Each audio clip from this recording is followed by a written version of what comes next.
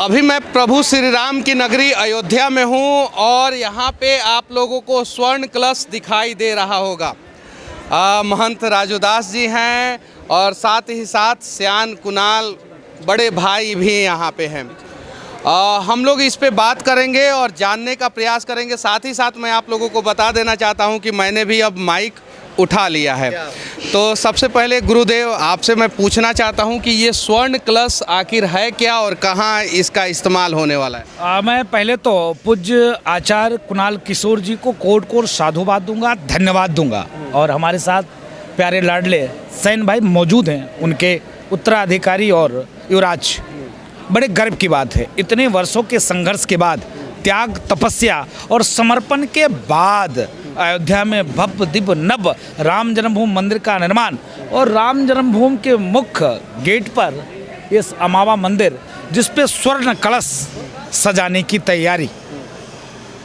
पूज्य आचार्य कुणाल किशोर जी का जो त्याग था राम जन्मभूमि के लिए, जो संघर्ष था, अतुलनीय। उनका योगदान कम नहीं है, बहुत। ये स्वर्ण कलश आप लोग क्यों लगा रहे हैं? इसका मतलब कि इससे जो है क्या बदलाव हो सकता है? बहुत सारे लोग सवाल करेंगे कि ये स्वर्ण कलश आप मंदिर के ऊपर लगा रहे हैं, गरीबों में दान देते तो ज़्यादा अच्छा होता, तो क्यों ये स्वर्ण कलश क्यों? स्वर्ण कलश से एक चीज़ यह हो सकता है कि जो टूरिज़्म यहाँ आता है, जो लोग विदेश से देखने आएंगे, वो देखेंगे कि सोने का कलश लगा हुआ है, तो इस अयोध्या नगरी के प्रति उनका आकर्षण और बढ़ेगा। जब राम जी का युग था तो पूरा अयोध्या स्वर्ण सोने का था, लेकिन अब हम पूरा अयोध्या सोने का तो नहीं कर सकते हैं, या आने वाले युग में कर भी सकते होंगे जब सब कुछ राम राज्य की स्थापना होगी आज से 100 वर्ष 200 वर्ष बाद। लेकिन अभी हम लोग जो रामलला का जो मंदिर है उसके द्वार पर ये सोने का कलश लगा रहे हैं कि जो लोग यहाँ से गुजरें वो एक बार ये सोने के कलश को देखें और राम मंदिर की दिव्यता में ये और 4 चांद लगा सके। बात होता है राम मंदिर का, तो कुछ नास्तिक लोग जिन्हें भगवान पे भरोसा नहीं है वो कहते हैं कि राम मंदिर क्यों, आप अस्पताल क्यों नहीं बनाते हैं, अस्पताल से लोगों का इलाज क्यों नहीं कराते हैं। पटना में एक मंदिर है हनुमान मंदिर, जिससे आप लोग जुड़े हुए हैं। हनुमान मंदिर कितना अस्पताल चलाता है? अभी 5 अस्पताल हनुमान मंदिर चला रहा है। उन अस्पतालों का नाम क्या है? महावीर कैंसर संस्थान, महावीर आरोग्य संस्थान, महावीर नेत्रालय, महावीर वात्सल्य अस्पताल और महावीर हार्ट इंस्टीट्यूट। जरा सोचिए, एक मंदिर जो पटना रेलवे स्टेशन पे है, छोटे से जगह पे है, वो बिहार में 5 अस्पताल चला रहा है और उसकी स्थिति ऐसी है कि प्राइवेट अस्पताल भी उसके सामने फेल हो जाए, ऐसी स्थिति है। इतनी अच्छी स्थिति है, उसमें जो है मिनिमम चार्ज पे लोगों का इलाज होता है और सरकारी अस्पताल से जो है वो ज़्यादा अच्छा व्यवस्था है। मैं आपके कुछ, आपने जो सैन भाई से क्वेश्चन किया उस पर कुछ करेक्शन करना चाहूँगा। आपने कहा ये सोना गरीबों में भी आप बांट सकते हैं। सोना बांटने की चीज़ नहीं है और खैरात बांटने की चीज़ नहीं है। देश के राजनेता नेताओं ने इतनी खैरात बांट दिया कि जो मेहनत करने वाले हैं वो भी काहिल हो गए। इनका देखिए, इस मंदिर के द्वारा अयोध्या जैसे नगरी में रोज 5000 से ऊपर लोगों को भोजन कराना। हाँ, यहीं पे थोड़ा सा मैं दिखा देना चाहता हूँ। आपने बहुत अच्छा पॉइंट छेड़ दिया। अभी देखिए, यहाँ पे लोगों को फ्री में भोजन कराया जाता है। जो लोग कह रहे हैं ना कि क्या होता है मंदिर से कैसे विकास किया जाता है, देखिए 5000 लोगों को फ्री में भोजन कराया जाता है यहाँ पे। उन नेताओं से कहना चाहता हूँ कि आप अपने घर पे सिर्फ और सिर्फ 50 लोगों को फ्री में भोजन करा के देखिए। नहीं, वो भी देखिए, वो कराते तो हैं, ऐसे कम्बल लेके जाते हैं, फोटो खिंचाते हैं, फिर वही कम्बल दूसरे को पकड़ाते हैं, फिर फोटो खिंचाते हैं। वो 5 किलो अनाज लेते हैं, 5 लोग पकड़ते हैं, भैया फोटो खींचना, तुरंत ट्विटर, इंस्टाग्राम और फेसबुक पे लगाते हैं, मैंने इस गरीबों को दिया। मैं पूज्य आचार्य कुणाल किशोर जी को साधुवाद देता हूँ। आज तक तमाम यूट्यूबर, तमाम चैनल सबको मना किया, अरे भैया ये तो भगवान की व्यवस्था है, ठाकुर जी कहाँ से ला रहे हैं, कैसे ला रहे हैं, हम तो एक सेवक का भांति कार्य और काम कर रहे हैं। मैं बताना चाहूँगा आपके चैनल के माध्यम से, सैन भाई मौजूद हैं, आपने सैन भाई से पूछा कि वो ये मंदिर, जो मंदिर शुरू से, अनाज से, आदि से चिकित्सा शिक्षा गरीबों के कल्याण के लिए काम करती चली आ रही है।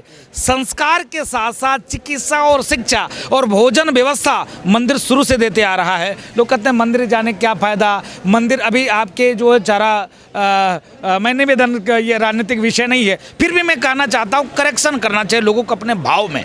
आपने देखा, आपने बताया 5,000 से ऊपर लोगों को रोज़ खाना देना, और भी ऐसे नहीं देना, हर चीज़ ये नहीं, हर चीज़, और रोज़ रोज़ बदल बदल के अच्छे से अच्छे कितना पापड़, तिलौरी, थोड़ा सा घी, 2 प्रकार की सब्जी, रोटी, पूड़ी, चावल, ये नहीं कि एक दिन का रोज कराना। तो स्वर्ण कलश इसलिए लग रहा है कि पूरे देश में जो, क्योंकि अयोध्या आने वाले दिनों में टूरिस्टों का हब होगा, तो अयोध्या जब आओगे आपने एक चीज़ देखा होगा, आप जेल से निकल कर आए हैं और आपने कहा कि अयोध्या में ही मैं माइक उठाऊंगा। आपने जो माइक उठाई, तो आपने जब माइक उठाई तो आपने जो प्रयास किया लगातार आते ही इंफ्रास्ट्रक्चर किस प्रकार से डेवलप हो, वहाँ से आपने शुरुआत किया। मंदिर से पहले सरकार ने क्या प्रयास किया?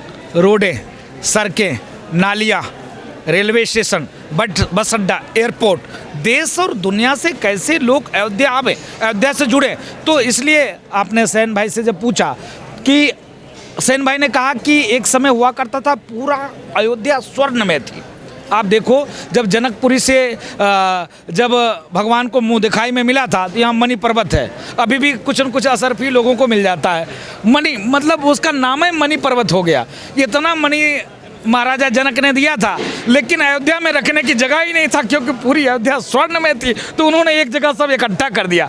तो जो पूज्य आचार्य कुणाल किशोर जी का जो ध्येय है और सेन भाई का जो भाव था कि स्वर्ण में कलश लगाकर जो बाहर से टूरिस्ट आए उनके लिए एक भाव जाए कि नहीं, अयोध्या सज रही है, समर रही है, कभी अयोध्या वास्तव में स्वर्ण में रही होगी, इसका प्रयास ये लोग कर रहे हैं। अच्छा, स्वर्ण जो होता है वो समृद्धि का प्रतीक भी होता है, और जिस राज्य के पास, जिस देश के पास सबसे ज़्यादा स्वर्ण होता है वो राज्य और देश जो है वो समृद्ध होता है।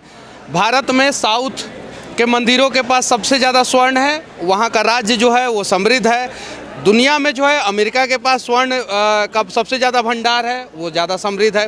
और ऐसा नहीं है कि सिर्फ मंदिरों में ही स्वर्ण का इस्तेमाल होता है, बहुत सारे मस्जिद में भी और ये चर्च में भी स्वर्ण का इस्तेमाल हुआ है। एक और सवाल मैं आपसे पूछना चाहता हूँ कि पटना का हनुमान मंदिर राम मंदिर निर्माण में कितना का सहयोग किया है? 10 करोड़ की घोषणा पिताजी ने की थी, जिस दिन फैसला आया था उसी दिन 10 करोड़ की घोषणा की थी। 8 करोड़ अभी तक दिया जा चुका है, और पिताजी इस बार जब आएंगे तो सोने का धनुष बाण और बचा हुआ 2 करोड़ रुपया राम जन्मभूमि तीर्थ क्षेत्र को सौंपेंगे। 10 करोड़ रुपया जो है वो पटना हनुमान मंदिर के द्वारा दिया गया है। तो 100 कुछ एकड़ का ये परिसर हो गया। 67 एकड़ गवर्नमेंट ने दी थी, बाकी राम जन्मभूमि तीर्थ क्षेत्र ने निवेदन करके, प्रयास करके, आम भक्तों की पैसा से एक खरीदा।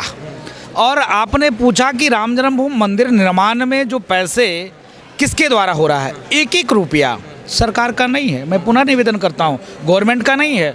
मैं उनसे सवाल पूछता हूँ जो कहते हैं मंदिर सरकार बनवा रही है, 1 रुपया सरकार का इसमें नहीं है, इससे ज़्यादा सरकार लाभ ले रही है। आप समझिए, अयोध्या के नाम पे, अमावा मंदिर के नाम पे, हनुमानगढ़ी के नाम पे जो टूरिस्ट आते हैं, भक्त आते हैं, कुछ न कुछ जरूर अयोध्या के लोगों से लेते हैं। ये पूरा टैक्स गवर्नमेंट ले रही है। सरकार से तो मेरा निवेदन है, एक लोगो जारी करना चाहिए। जो अयोध्या जाना चाहता है, बस की किराया उसके लिए इतनी कर दी जाएगी, रेलवे की किराया उसके लिए इतनी कर दी जाएगी। जब आप इतना इकोनॉमी का फ़ायदा लेते हो तब मैं मानूंगा कि सरकार कुछ कर रही है। राम जन्मभूमि का जो निर्माण है, 1-1 रुपया पाई पाई सनातनियों का देन है। और अभी जैसे भैया ने कहा कि 30% तैयार हो पाया, अभी 70% बाकी है, वाकई में बाकी है। अभी जो मंदिर परिसर का जो डेवलपमेंट का कार्यक्रम है, अभी 70% बाकी है। 30% में ही गर्भगृह बन के तैयार हुआ है, और वहाँ पे 22 जनवरी को सांस्कृतिक आजादी की वो दिन प्राण प्रतिष्ठा होगा। कितना फीट हाइट है इस स्वर्ण कलश का? लगभग 18 फीट के आसपास इसकी हाइट है। और ये स्वर्ण कलश कहाँ लगने वाला है? ये जो मंदिर का जो सबसे ऊपर है, ये पीछे में आप जाएंगे तो द्वार है। हाँ। जो राम जन्मभूमि जाने के लिए जो तीर्थ यात्री हैं, हाँ, वो इसी द्वार के द्वारा घुसेंगे। हाँ। जब उनकी नज़र ऊपर जाएगी तो वो देखेंगे कि सोने का कलश यहाँ लगा हुआ है। हाँ। तो उनके मन में जो है भाव और बढ़ जाएगा राम जी के प्रति। हाँ। और जो जिस भाव से वो दर्शन करने आ रहे हैं उनकी मनोकामना ज़रूर पूर्ण होगी। अच्छा, जो लोग राम के अस्तित्व पे सवाल करते हैं, खड़े करते हैं, प्रश्न चिन्ह खड़े करते हैं, उनको क्या संदेश देना चाहते हैं आप? उनको यही संदेश है कि जैसे वो धरातल में जा रहे हैं और कहीं अंदर धंस ना जाएं। जैसे अभी जो राम जी पर सवाल उठाए उनका क्या हाल हुआ है पूरा देश देख रहा है। और मेरी उनको भगवान कुछ सद्बुद्धि दें कि वो राम जी के प्रति उनकी आस्था भी बढ़े, कि वो वापस कुछ ना कुछ कहीं ना कहीं तो आ पाएँ। सब राज्य उनसे जा रहा है, सब कुछ उनसे जाता। जो राम पे प्रश्न खड़ा कर रहे हैं, उन्हें महंत राजूदास जी जो है क्या संदेश देना चाहते हैं? नहीं, मैं निवेदन करना चाहता हूँ, यस न हो हाल तुम्हारा, रहा न कुल कोई रोबनहारा। राम जी का चरित्र देखिए, जब मत्था पकड़कर लंका अधिपति रावण बैठा था, उसी दिन 6 महीने हुआ था विभीषण जी, कुंभकर्ण जी जगह थे। कुंभकर्ण जी खाने के बाद जब आए, कहने अरे वाह भैया, क्या हो गया भैया, क्यों निराश मुख करके तुम बैठे हो? लंका अधिपति का चेहरा ऐसा उदास, ऐसा क्यों? उन्होंने कहा भैया, एक सुंदरी को मैं हर लाया। बोला है रावण के पास सुंदरियों की कमी है कि सुंदरी को हर लाया? बोला कि नहीं, वो मेरी मन को सुंदरी भा गई और मैं उसको वन से हर लाया। बोले हैं वन से हर लाया, एक गलत काम आपने किया, क्यों हर लाया? बोले मेरा मन उसके ऊपर मोहित हो गया इसलिए हर लाया। तो बोला तो दिक्कत क्या, हर लाया तो समस्या क्या? बोला कि जो है एक भी बार मेरे तरफ वो देखी नहीं।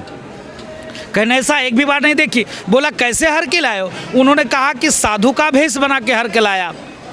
तो वो है कौन? तो मिथिलेश नंदनी सीता है और राम की पत्नी है। तो बोले राम की पत्नी है मिथिलेश नंदनी, सीता जनक नंदनी है, तो साधु बन के हर के लाए, चाहते क्या हो? बोले एक बार मेरे तरफ वो देख दे।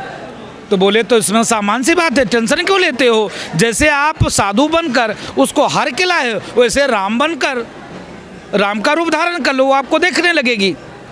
बोले फिर मत्था पकड़ा, भैया यही तो चिंता का विषय, इसलिए मैं सिर पकड़ के बैठा हूँ। बोले क्या? बोले कि जैसे मैंने राम का रूप धारण किया वैसे ही वो मेरी बेटी दिखने लग गई। राम और रावण में क्या अंतर है, लोग अक्सर पूछते हैं।